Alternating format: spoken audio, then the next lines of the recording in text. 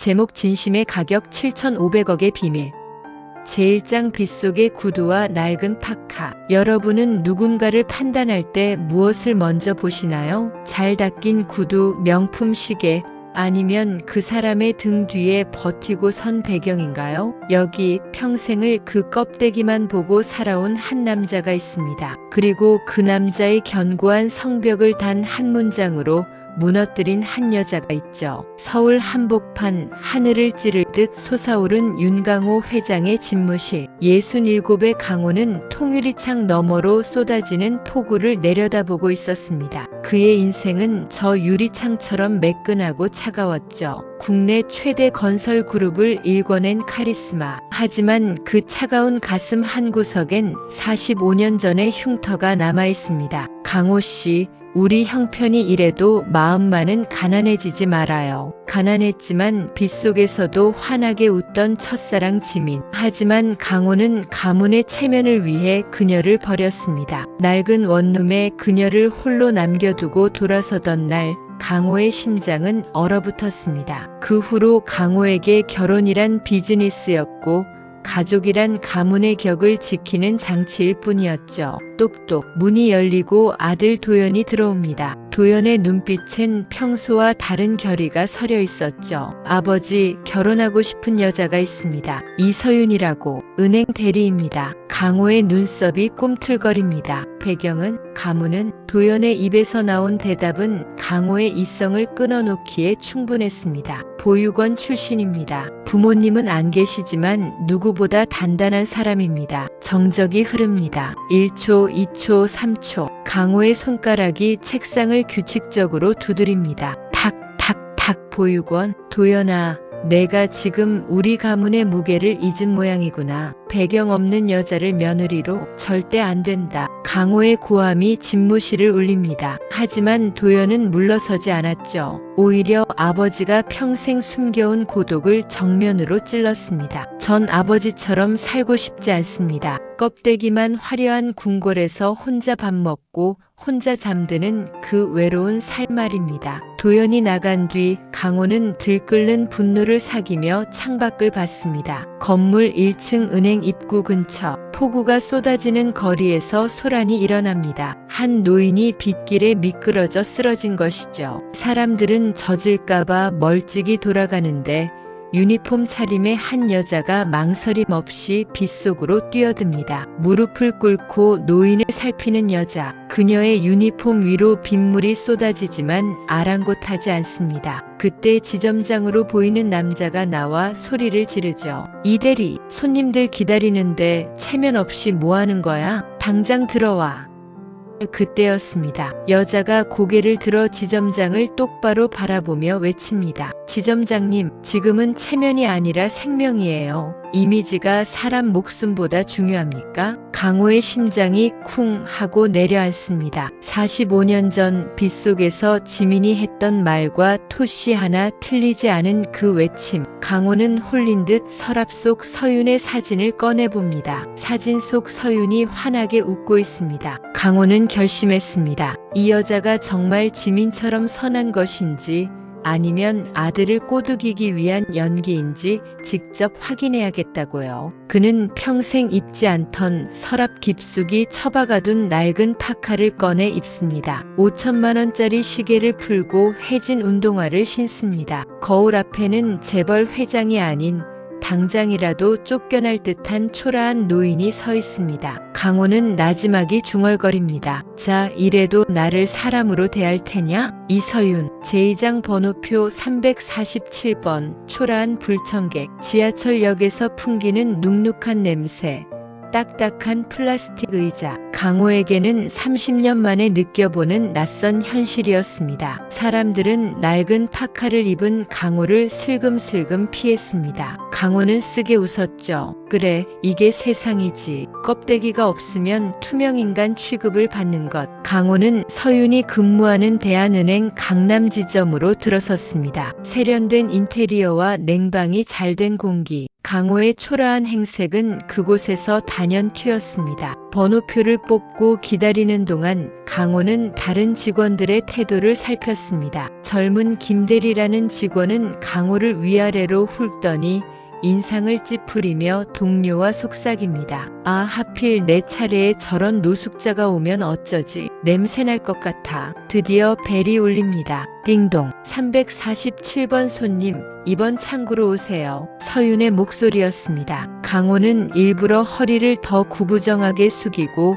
흙먼지가 묻은 신발을 끌며 걸어갔습니다. 서윤의 눈과 마주치는 순간 강호는 숨을 참았습니다. 멸시, 동정, 아니면 귀찮음. 서윤의 눈에 담긴 것은 뜻밖에도 환대였습니다. 어서 오세요, 어르신. 오늘 날씨가 많이 춥죠? 빗물에 옷이 젖으셨네요. 잠깐만요. 서윤은 자리에서 일어나 따뜻한 차 한 잔을 먼저 건넵니다. 강호는 당황한 기색을 숨기며 짐짓 까칠하게 말했습니다. 차는 무슨, 나 통장 만들러 왔어. 돈도 없는데 만들어주나? 서윤은 빙그레 웃으며 대답합니다. 그럼요. 돈이 많고 적은 게 무슨 상관인가요? 저희 은행 고객님이 되시겠다는데 제가 더 감사하죠. 서윤은 강호가 일부러 느릿느릿 꺼내는 신분증을 인내심 있게 기다려줍니다. 글씨가 안 보인다며 툴툴거리는 강호에게 서윤은 직접 돋보기를 챙겨주고 손글씨로 큼지막하게 적은 업무 안내서를 내밉니다. 어르신, 이건 제가 만든 안심카드예요. 나중에 혼자 기계 쓰실 때 어려우시면 이 그림대로만 누르시면 돼요. 제가 휴대폰 글자도 크게 키워드릴까요? 강호의 가슴 한쪽이 이상하게 간질거립니다. 평생 수조원의 계약을 성사시킬 때도 느껴보지 못한 생소한 감정. 그때 지점장 최상길이 다가와 찬물을 끼얹습니다. 이대리, 지금 뒤에 대기 손님 안 보여? 대출 상담 고객들 밀려있는데 돈도 안 되는 업무에 왜 이렇게 시간을 써? 적당히 하고 보내드려. 지점장의 무한한 핀잔에 서윤의 얼굴이 붉어집니다. 하지만 그녀는 강호의 손을 놓지 않았습니다. 오히려 지점장을 향해 차분히 말했죠. 지점장님, 이 어르신도 소중한 고객님이십니다. 기다리시는 다른 분들께는 제가 나중에 정중히 양해를 구하겠습니다. 강호는 자신의 손등 위에 놓인 서윤의 작고 따뜻한 손을 내려다보았습니다. 7,500억이라는 거대한 숫자가 아닌 오직 윤강호라는 한 노인을 바라봐주는 진심. 강호는 명함을 받아들고 은행을 나옵니다. 이서윤 대리. 하지만 강호는 아직 마음을 다 열지 않았습니다. 세상엔 착한 척하는 사람이 너무나 많으니까요. 그는 주머니 속에서 10,000원짜리 지폐 3장을 매만졌습니다. 내일은 조금 더 어려운 시험을 던져봐야겠군. 제3장 300억의 무게와 억울한 눈물. 다음 날 은행은 아침부터 전쟁터 같았습니다. 300억대 자산가인 박 회장이 방문한다는 소식에 지점 전체가 비상이었죠. 레드카펫은 없었지만 지점장 최상길은 입구까지 마중 나가 허리를 90도로 꺾었습니다. 강호는 오늘도 낡은 파카 차림으로 구석 의자에 앉아 있었습니다. 서윤의 창구에는 이미 다른 노년의 고객이 상담을 받고 있었죠. 그때 지점장이 서윤에게 달려와 소리를 낮춰 명령합니다. 이대리, 지금 박 회장님 오셨어. VIP실로 가서 내가 전담 응대해. 지금 상담하는 노인분은 박 대리한테 넘기고. 서윤이 난처한 표정으로 답합니다. 지점장님, 이 어르신은 지금 상속 관련해서 아주 중요한 상담 중이십니다. 제가 중간에 일어나는 건 예의가 아닙니다. 최 지점장의 눈이 뒤집힙니다. 예의? 지금 300억이 왔다고. 푼돈 만지는 노인네가 중요해.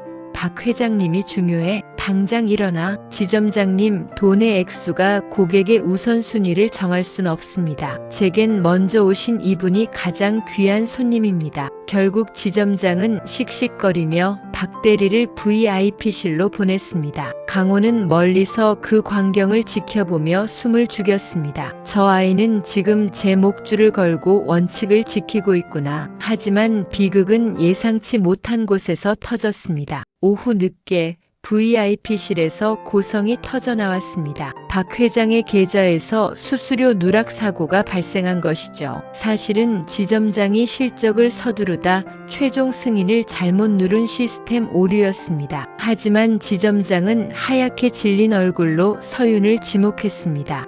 이 대리, 내가 오전에 VIP 응대를 거부하고 박 대리한테 서류 넘길 때 제대로 인수인계 안 했지? 그래서 이런 사달이 난 거 아냐? 명백한 모함이었습니다. 지점장은 자신의 실수를 덮기 위해 오전에 미운 털이 박힌 서윤을 희생양으로 삼은 것이죠. 이 대리, 당장 박 회장님 앞에 가서 무릎 꿇고 사죄해. 내가 책임지고 이 일 해결 안 하면 오늘부로 내 책상은 없어질 줄 알아. 동료 직원들은 지점장의 서슬퍼런 기세에 눈치만 보며 고개를 숙였습니다. 서윤의 어깨가 가늘게 떨립니다. 그녀의 눈에 눈물이 고였지만 서윤은 입술을 꽉 깨물고 버텼습니다. 억울함이 목구멍까지 차올랐지만 그녀는 은행이라는 조직의 신뢰를 무너뜨리지 않기 위해 홀로 그 수치심을 받아내기로 합니다. 서윤은 결국 박 회장에게 전화를 걸어 사과했습니다. 죄송합니다, 고객님. 저희의 불찰입니다. 자신의 잘못이 아님에도 저희라는 말로 조직을 감싸는 서윤. 전화를 끊은 서윤은 창구 구석에서 숨죽여 어깨를 들먹였습니다. 강호는 그 모든 과정을 지켜보고 있었습니다. 분노로 인해 그의 손등에 핏줄이 솟았습니다. 7,500억이라는 거대한 숫자가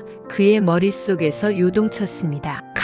감히 내 며느리가 될 아이를 저런 쓰레기 같은 놈이 짓밟아? 강호는 자리에서 일어나 은행 문을 밀고 나갔습니다. 그의 뒷모습은 더 이상 굽은 노인이 아니었습니다. 거대한 폭풍을 몰고 올 포식자의 걸음걸이였죠. 강호는 휴대폰을 꺼내 비서에게 전화를 겁니다. 나다. 내일 오전 10시 대한은행 강남지점 7,500억 전액 인출 준비해. 그리고 지점장 최상길의 모든 비리 로그 파일 한 장도 빠짐없이 챙겨와라. 제사장 7,500억 원의 반격. 다음날 오전 10시 대한은행 강남지점 앞에 검은색 세단 3대가 멈춰섰습니다. 운전기사가 차 문을 열자 맞춤 정장을 차려입은 윤강호 회장이 내렸습니다. 낡은 파카는 없었습니다. 꼿꼿한 허리와 날카로운 눈빛, 압도적인 카리스마를 내뿜는 거인이 서 있었죠. 강호가 지점으로 들어서자 직원들이 술렁입니다. 지점장 최상길은 직감적으로 거물이 왔음을 깨닫고 땀을 닦으며 달려왔습니다. 아이고 회장님, 어서 오십시오. 어느 분이신지 미리 연락만 주셨어도. 강호는 최상길의 악수를 무시하고 차갑게 뱉었습니다. 지점장실로 가지. 할 말이 많으니. 지점장실 소파에 앉은 강호는 비서가 내민 서류 뭉치를 테이블에 던졌습니다. 내 계좌에 든 7,500억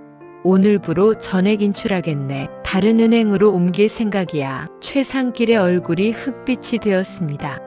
회장님, 그게 무슨 말씀이십니까? 저희가 무얼 잘못했길래? 강호는 창밖 로비에서 일하는 서윤을 가리켰습니다. 자네는 저 직원이 돈 안 되는 노인이나 응대하는 쓸모없는 직원이라 생각하나? 어제 자네가 저지른 실수, 저 직원에게 덮어 씌우는 거 내가 다 봤네. 300억 박 회장만 귀하고 7,500억 윤강호는 우스웠나 보지. 최상길은 숨이 막혔습니다. 어제 그 노숙자 같던 노인이 윤강호 회장이었다니.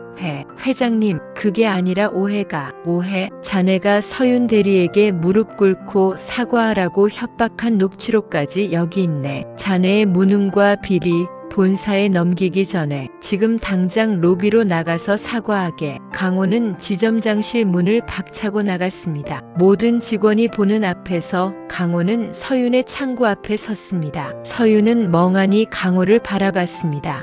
어르신? 강호는 부드럽게 웃으며 말했습니다. 미안하구나 서윤아. 늙은이가 시험을 좀 했다. 그때 최상길이 로비 한복판에서 90도로 허리를 숙였습니다. 이서윤 대리, 어제 수수료 누락은 내 실수였네. 억울하게 누명 씌워서 정말 미안해. 제발 용서해주게.